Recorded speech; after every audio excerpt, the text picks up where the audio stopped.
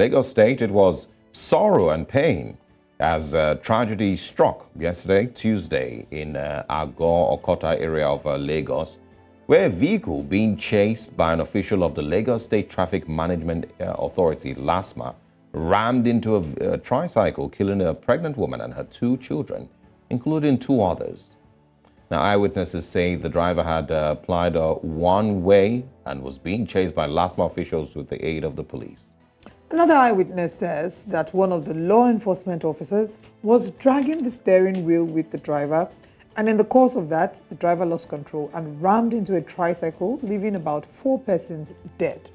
Till now, there has not been an official statement from LASTMA or the police clarifying how many persons died and, most importantly, shedding light on what happened. Now, this will not be the first time LASTMA has engaged in a hot chase of tricycles or buses that has led to the death of individuals. The unfortunate truth is that nothing concrete seems to be happening. Now, we did try reaching the General Manager of the Lagos State Traffic Management Authority, LASTMA, Mr. Olajide, but we, of course, didn't get a response. However, we're joined this morning by a seasoned and highly sought-after transport, traffic management, and road safety audit expert consultant with extensive experience in diverse industries, including, of course, engineering and technology. He's a World Bank technical advisor also on traffic system management. Of course, we're speaking with retired General Manager of Lagos State Traffic Management Authority, Engineer Olajide Oduyoye. Good morning and thanks for joining us. Good morning, sir. Great to have you. Hear me? Yes, we can. can hear you. Okay, sorry, is pronounced Oduyoye. Oduyoye, I apologize for that. No problem. All right, so let's get into the very sad incident yesterday. It's not the first time we're hearing of something like this, but what have you been able to analyze from this incident, and who would you say must have been at fault? I think it's important that we commiserate with the families of the deceased. May their departed soul rest in perfect peace. And ideally, this is not something that we should be engaged in on a regular basis, to be commemorating families that are just struggling to live and to stay alive. My assessment of what happened, because now I am part of a group, it's called the Environment Platform, where we seek for government entities to do the right thing all of the time and to investigate and to challenge where government is not doing the right thing, or even to educate the public as well. When the news first came out, it was the witness assessment that what it is that we're so used to hearing lately is that the personnel officers, backed up by the member of the Nigerian police force, struggled with the steering, with the driver that must have committed some kind of offense or not. It was later, when the press release was made out by LASTMA, that we were being informed that the vehicle in question was driving against the flow of traffic, which is popularly known as one way. So what I deduced must have happened, because a picture was put as part of it, even though it wasn't showing the registration plate number and even more details, is the fact that let's assume that the driver in question was driving against traffic, and they wanted to apprehend him. And they probably did apprehend him because they were inside the vehicle. And according to the report that was dished out by LASTMA last night, early this morning, was that the driver, instead of going as directed to the LASTMA office, decided to do a side turn in order to escape. And in that manner of what he was doing, that they claimed that he knocked down the tricycle, which now we have the tricycle operator who is now deceased. And in the process as well, he didn't specify whether the pregnant woman and 2 children, whether they were passengers on the keke or they were separate. So what this tells us is we are aware, except we try to be not to be so truthful, we are aware on so many reports that this appears to be the norm. All right? And a lot of people question, why is this still going on? If at least over 3.5 years ago, our governor actually came out and we had an elaborate presentation to the public and the press that henceforth, from that period, all LASTMA officers on the public highway were going to be armed and wearing cameras. So that would prevent and stop these incessant issues of forcefully taking over vehicles or not being able to report the true condition of situations where there are challenges and people are accusing the government agency of extortion and all sorts of things. But if you have camera evidence, not only does it tell the public what is going on, it also helps to educate them that this is the reason why they're being apprehended and people can understand what is going on. Unfortunately,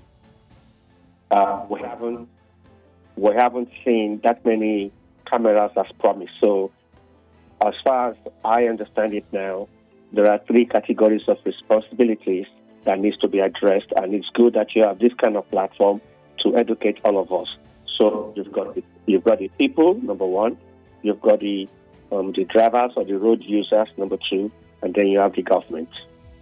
I mean, you've really touched on a number of points, and we thank you very much for that. Certainly, we cannot ignore the need for having traffic cams. We had a representative from LASTMA join us some months back to tell us how LASTMA had deployed some brand new cameras. We were not quite sure how long it will take for these cameras to circulate around the country for us to be sure that we would have proper coverage.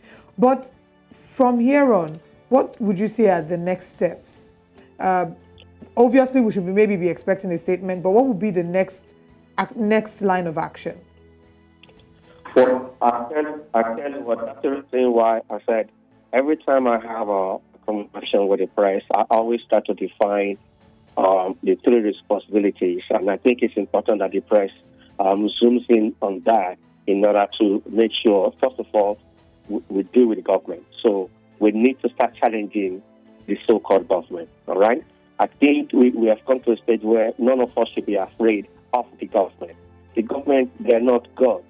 And sometimes when you speak the truth, a few of them get on. And they think like you should come out in the press or you speak to the public and you should be covering up.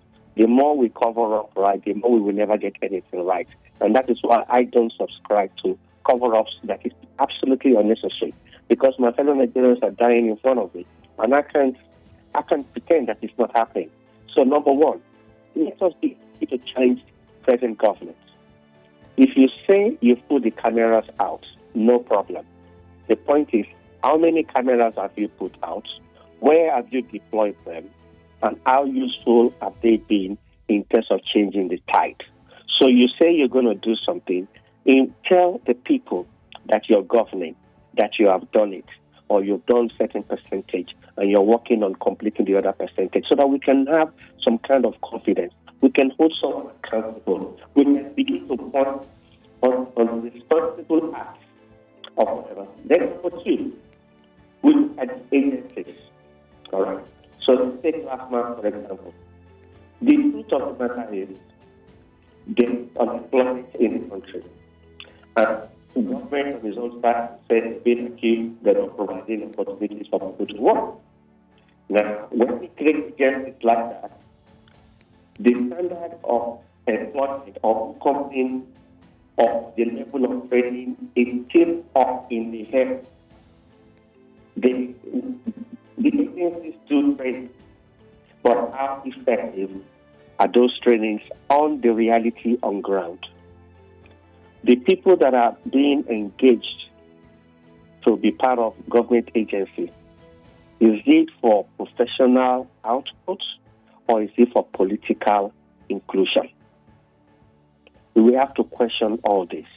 Because if you just employ the wrong person who's got a notion that it is his privilege to be a part of LASTMA at all costs, he takes it as a right. He's unlikely to do the right thing, regardless of whatever training, because his motive, his purpose of being there is totally different from what is expected as a government worker or even from the public point of view. Then from the public itself, do we contribute to this anomaly ourselves? Do we take responsibility for the things that we do on the road? Or do we use an excuse, or so many different excuses, some valid, some invalid, to perpetuate the acts that would necessitate an agency like LASTMA to be stopping us and apprehending us on the road? I'm sure I'm speaking to those in the studio right now. I'm sure you don't have problems with LASTMA or any government agency because you don't do the wrong thing, especially on the public highway. But once you choose to drive against traffic and you drive one way, you're looking for trouble yourself. And that is why I keep on saying we need to speak to ourselves. So I think the government has not proven adequately where they've gotten it to, how they've gotten it there, and what effect it has practically. I think the agencies themselves, I think they don't understand that being in employment does not give you any God-given rights or power because you're wearing uniform to do anything you want. I think there's also the part where if we placed value on the Nigerian life, we'll probably raise a lot of these questions in every single aspect of this conversation where somebody has failed in his responsibility and is likely to be prosecuted and go to jail. Maybe we would have less of it, but we don't place that much value on the Nigerian life yet, unfortunately. Engineer Olajide Oduyoye, thank you very much. Thanks for stopping by. We did enjoy speaking with you. Unfortunately, it's about, once again, death.